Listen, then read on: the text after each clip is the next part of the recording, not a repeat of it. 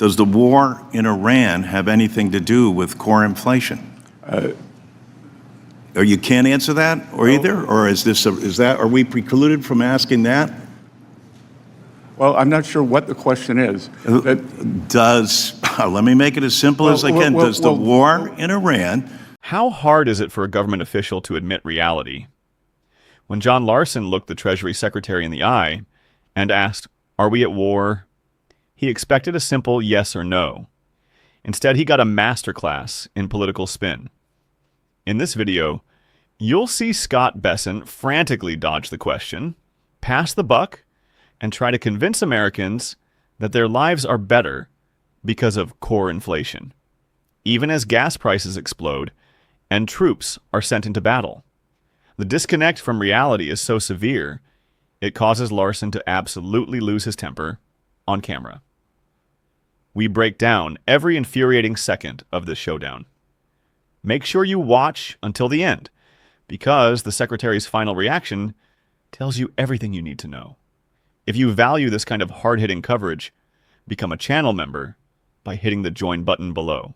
Always kind of unusual when you start a hearing and are instructed what you can say or can't say in an open and free democracy. But having said that, you mentioned in your testimony core inflation a couple of times. What's the difference between core inflation and inflation? Many people believe, or it is in general, energy prices and food prices, which are much more fast-moving. And I would say that energy prices will roll down when this Iran conflict ends. So is gasoline considered part of core inflation? Yes, sir. It is. So those remarks, core inflation reflects gasoline prices. Core inflation, it reflects the underlying trend in inflation and whether that inflation has become endemic to the system as it did during President Biden's Has the war in Iran had anything to do with core inflation? Sir? Does the war in Iran have anything to do with core inflation? Or you can't answer that, or no. either, or are we precluded from asking that? Well, I'm not sure what the question is. Let me make it as simple as I can. Does the war in Iran, are you with me?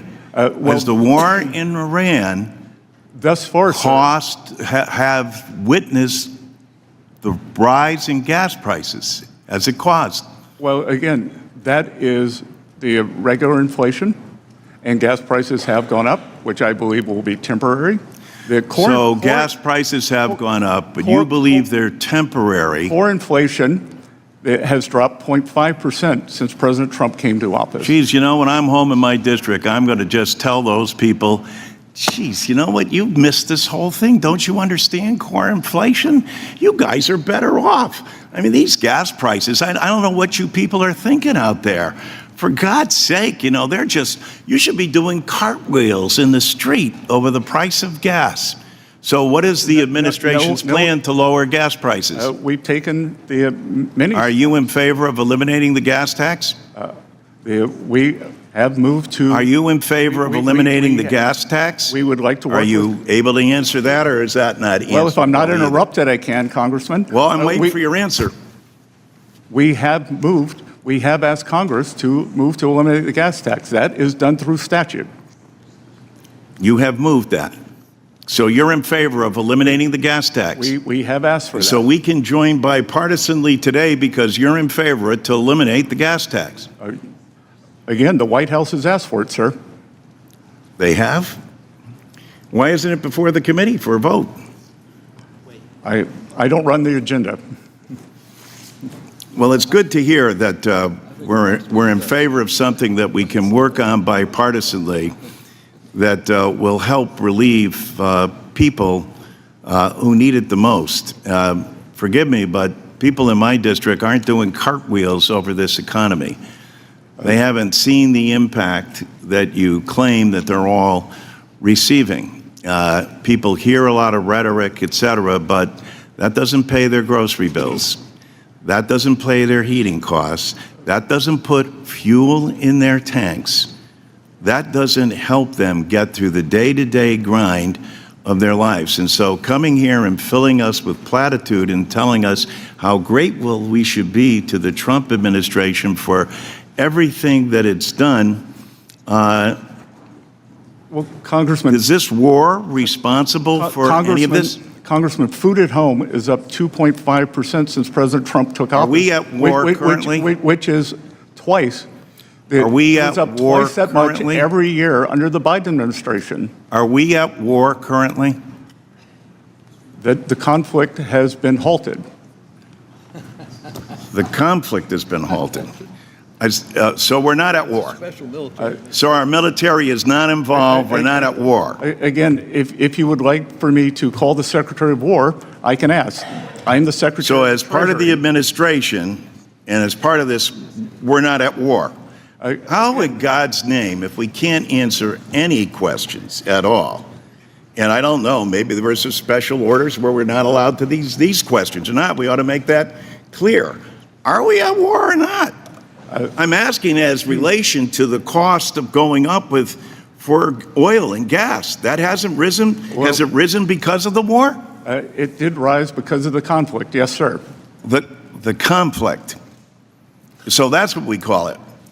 Our people go into battle and lose their lives. Mr. Larson, your time has Conflict. expired.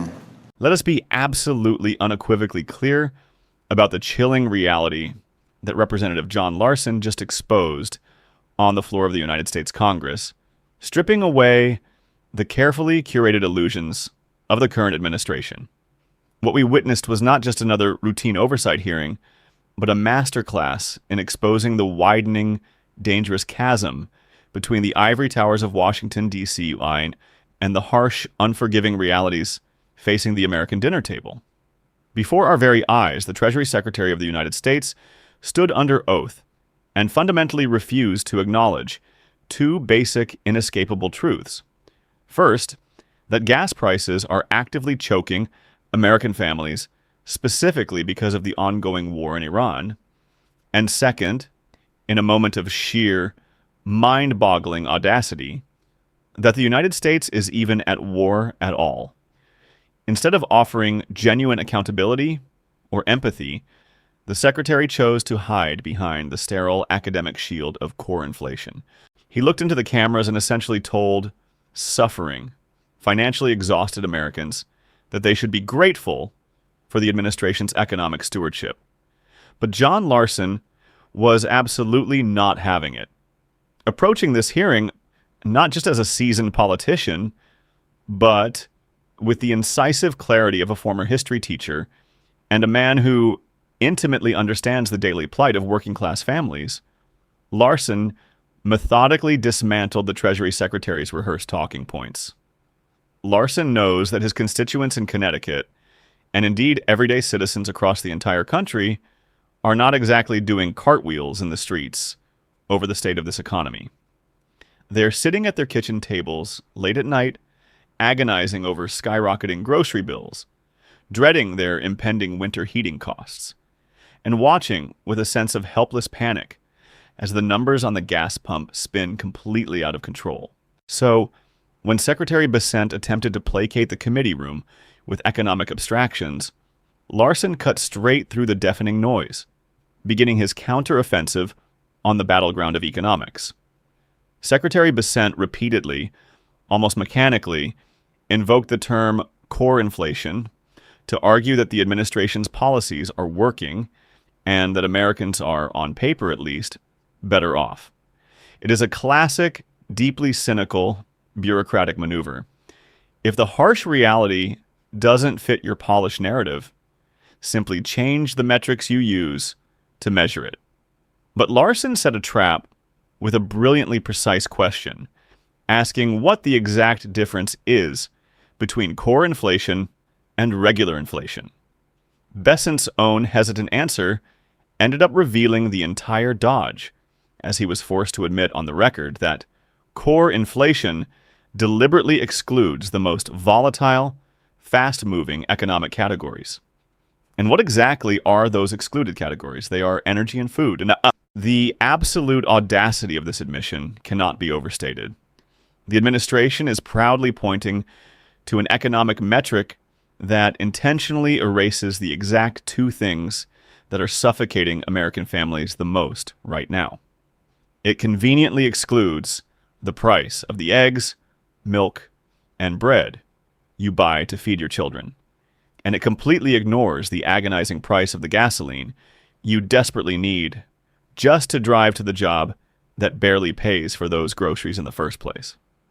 When Larson immediately established the undeniable truth that gas prices have surged, Bessent, desperately clinging to the administration's fragile talking points, dismissed this agonizing financial pain as merely temporary.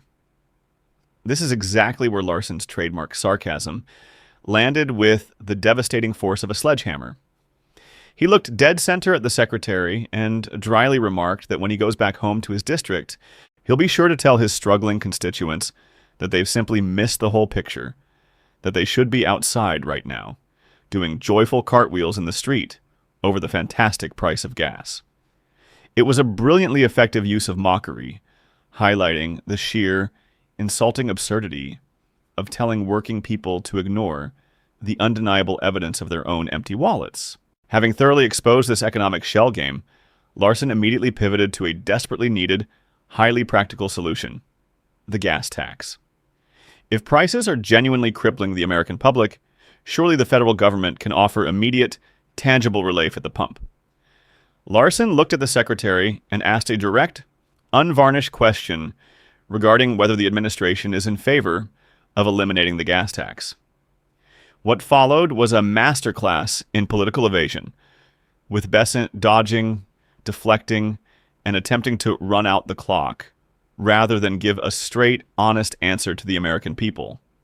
But Larson, demonstrating the relentless, unwavering patience of a veteran teacher dealing with a woefully unprepared student, steadily cornered him. Finally, breaking under the pressure, Bessent reluctantly confirmed that the White House has, in fact, asked Congress to eliminate the gas tax. This revelation presented a rare golden opening for true bipartisanship, and Larson immediately seized it, offering a hand across the political aisle to work together on a concrete policy that would instantly put hard-earned money back into the pockets of the American people. Yet, the deep dysfunction and tragedy of modern Washington were laid entirely bare when Larson noted the grim underlying reality. Despite the White House allegedly wanting this relief, the measure isn't even before the committee for a vote. It remains hopelessly locked in legislative purgatory while the American people continue to bleed cash every single day. The Treasury Secretary could offer no rational explanation, no realistic timeline, and ultimately, no glimmer of hope for the millions of citizens watching. However, the most profound, deeply unsettling moment of this entire exchange had absolutely nothing to do with economic terminology or legislative maneuvering. It was rooted in Larson's simplest, most fundamental question: are we at war? It is a simple, three-letter word defining a binary reality. Yet Secretary Bessent simply would not say it. Instead of giving a respectful, straight answer to a sitting member of Congress, Bessent claimed that the conflict has been halted, using the sanitized, bloodless language of a corporate press release to describe a deadly geopolitical crisis. Larson, refusing to let this insulting euphemism stand unchallenged, pressed harder, asking if we are not at war, is our military currently involved? In a moment of staggering, almost unbelievable deflection, Bessent actually offered to call the Secretary of War, as if he, a senior member of the president's own inner cabinet, and the man directly holding the purse strings of the entire nation, is completely and blissfully ignorant of whether the United States military is actively engaged in combat overseas. It was a profound insult to the intelligence of the Congressional Committee and to the American public watching at home. This was the exact moment Larson's deep-seated frustration rightfully erupted. His voice rose, powerfully echoing the suppressed anger of millions of Americans as he demanded to know how, in God's name, they could not answer any questions at all, wondering aloud and entirely justified in his suspicion whether there were special top-down gag orders explicitly barring the administration from uttering the word war. This question matters immensely, both economically and morally, because Larson was brilliantly drawing the invisible, undeniable line that connects the unspoken war in the Middle East directly to the aggressively spinning digits on American gas pumps, fully aware that foreign policy failures are always paid for domestically by the working class. Bessent desperately wanted to avoid this connection, but Larson boxed him in with inescapable logic, asking point blank if the price of oil and gas has risen because of the war. Trapped by objective reality, Bessent finally, agonizingly admitted the truth, confessing that, yes, prices rose because of the conflict. Larson immediately seized on that specific word one last time, the conflict, holding it up to the harsh light of reality to show just how morally bankrupt and evasive it truly is.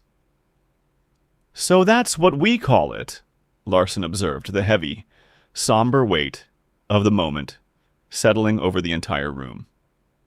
He reminded the secretary that our people go into battle and lose their lives, and that is the absolute heart of the matter. This is the grim, unforgettable takeaway from this historic congressional showdown.